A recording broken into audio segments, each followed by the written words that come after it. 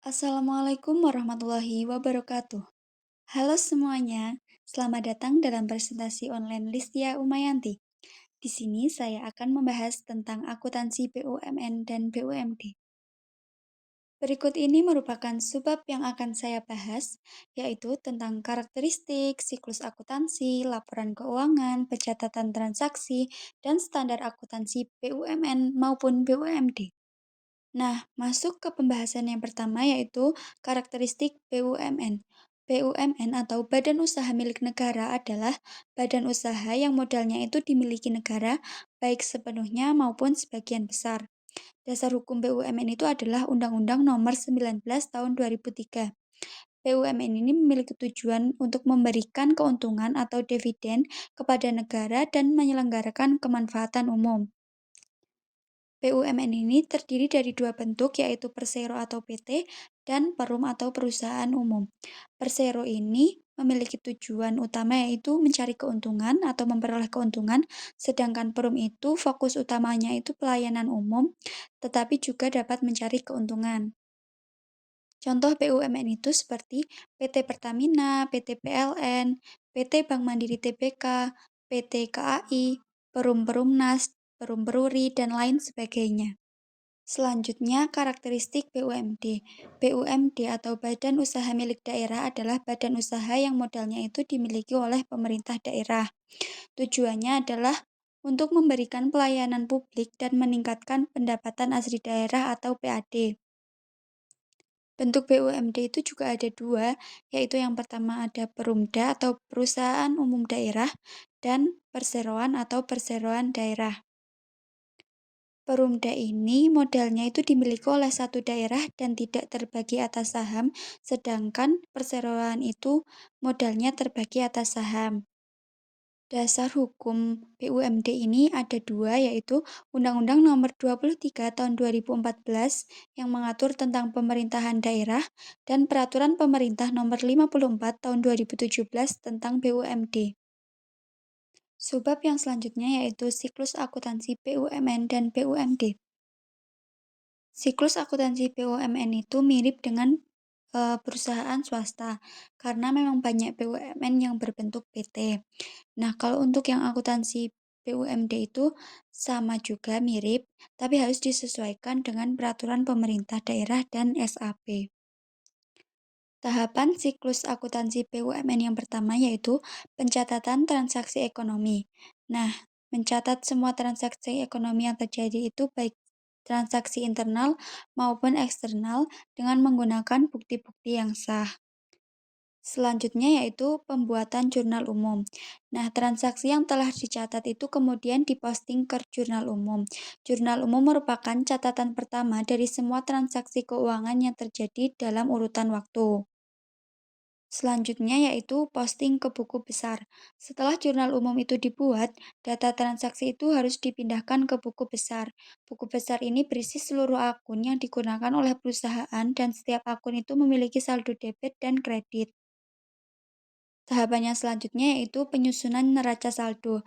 Neraca saldo adalah daftar semua saldo akun yang ada di buku besar pada tanggal tertentu. Neraca saldo itu digunakan untuk mengecek keseimbangan antara debit dan kredit. Selanjutnya yaitu penyesuaian akhir periode atau jurnal penyesuaian.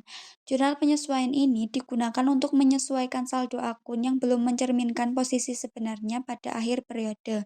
Contohnya adalah penyesuaian untuk beban yang belum dibayar atau pendapatan yang belum diterima. Selanjutnya yaitu penyusunan laporan keuangan sesuai PSAK. Laporan keuangan itu disusun berdasarkan standar akuntansi keuangan atau PSAK yang berlaku di Indonesia. Laporan keuangan BUMN yang utama itu meliputi laporan laba rugi, laporan perubahan ekuitas, laporan posisi keuangan atau neraca, dan laporan arus kas. Tahap yang terakhir dalam siklus akuntansi BUMN itu yaitu audit oleh BPK atau KAP. Laporan keuangan yang telah disusun itu bisa diaudit oleh Badan Pemeriksa Keuangan atau BPK atau Kantor Akuntan Publik atau KAP, tergantung kebutuhan dan status BUMN tersebut. Audit ini bertujuan untuk memberikan opini independen mengenai kebenaran dan keandalan laporan keuangan. Nah, kalau untuk siklus akuntansi BUMD itu, sebagian besar itu sama siklusnya dengan BUMN, tapi yang berbeda itu pada tahapan kelima dan keenam, yaitu menyampaikan laporan kepada kepala daerah dan DPRD sebagai pertanggungjawaban, dan audit itu dilakukan oleh BPK atau Inspektorat Daerah untuk memastikan keabsahan dan keakuratan laporan. Yang selanjutnya yaitu laporan keuangan BUMN dan BUMD. BUMN menyusun laporan keuangan itu sesuai dengan PSAK, dan jika perusahaan telah go public, maka juga wajib mengikuti aturan dari OJK ataupun BEI. Laporan keuangannya itu terdiri dari laporan posisi keuangan atau neraca, laporan laba rugi komprehensif, laporan perubahan ekuitas, laporan arus kas, dan catatan atas laporan keuangan atau CALK.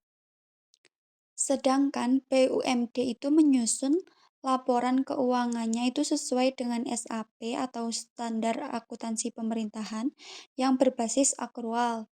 Elemen laporan keuangan BUMD itu meliputi yang pertama, laporan posisi keuangan, laporan operasional, laporan perubahan ekuitas, laporan arus kas, dan CALK atau catatan atas laporan keuangan. Laporan keuangan BUMN dan BUMD ini sangat penting karena memberikan gambaran lengkap tentang kinerja dan posisi keuangan suatu perusahaan kepada berbagai pihak yang berkepentingan seperti pemegang saham, kreditor, investor, dan pemerintah. Selanjutnya yaitu pencatatan transaksi BUMN dan BUMD. Pencatatan transaksi keuangan BUMN itu menggunakan basis akrual penuh atau full accrual accounting, yang berarti semua transaksi itu dicatat sesuai dengan standar akuntansi keuangan atau PSAK pada saat terjadinya transaksi, bukan saat pembayaran dilakukan atau kas masuk. Contoh transaksinya yaitu pada saat penjualan, pembelian, penyusutan aset, dan transaksi keuangan lainnya. Pencatatan transaksi keuangan BUMN ini biasanya menggunakan sistem atau software akuntansi modern seperti SAP, Oracle, dan atau aplikasi lainnya. Pencatatan transaksi untuk yang BUMD itu juga sama menggunakan basis akrual, yang berarti pencatatan transaksinya itu tidak hanya bergantung pada saat uang tunai masuk atau keluar, tetapi juga pada saat hak atau kewajibannya muncul. Pencatatan ini sesuai dengan prinsip-prinsip akuntansi yang diatur dalam SAP dan diatur lebih lanjut dalam Permendagri Nomor 64 Tahun 2013. Contoh transaksi yang dicatat dalam pencatatan transaksi BUMD yaitu pendapatan daerah, yaitu transaksi yang menghasilkan pendapatan bagi daerah seperti retribusi atau hasil usaha BUMD. Terus belanja barang dan jasa, transaksi pengeluaran BUMD untuk membeli barang atau jasa. Yang selanjutnya itu penyusutan aset tetap. Pencatatan penurunan nilai aset tetap yang dimiliki BUMD ini seiring dengan usia dan pemakaiannya. Dan contoh yang terakhir yaitu transfer dari pemerintah pusat atau provinsi. Selanjutnya yaitu standar akuntansi BUMN. Penyusunan laporan keuangan BUMN ini mengikuti standar yang diatur oleh PSAK atau Pernyataan Standar Akuntansi Keuangan yang disusun oleh IAI atau Ikatan Akuntan Indonesia. Dan BUMN yang sudah go public juga harus mengikuti regulasi dari OJK dan BEI. Tujuan dari penyusunan laporan keuangan ini adalah untuk mencapai transparansi, akuntabilitas, dan kemudahan dalam perbandingan atau keterbandingan.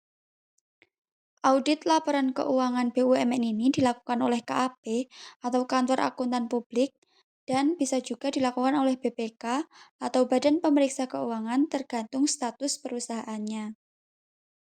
Selanjutnya yaitu standar akuntansi BUMD.